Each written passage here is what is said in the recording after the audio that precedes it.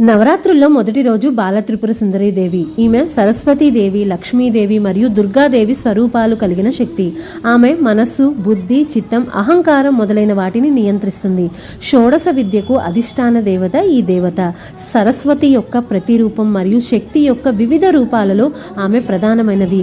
బండాసురుని సంహారం. త్రిపుర సుందరీదేవి బండాసురుడి 30 మంది పుత్రులను సంహరించి తన శక్తిని ప్రదర్శించారు. శత్రువుల నుండి ఇలా రక్షణ పొందవచ్చు. ఇలా ఆ అమ్మకి పూజ చేస్తే ఆర్థికంగా అభివృద్ధి సాధించవచ్చు. ఆరోగ్యం, జీవితం చాలా బాగుంటుంది.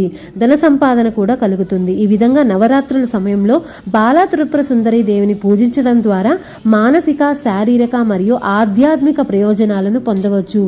ఈ రోజు మొదటి రోజు. ఇవాళ మీరు ఎలా పూజ చేసుకున్నారో దయచేసి నాకు కింద కమెంట్ చేయండి. ప్రతిరోజు నవరాత్రుల్లో అమ్మవారి స్వరూపాల గురించి వివరణలు నేను మీకు చెప్తాను. Thank you.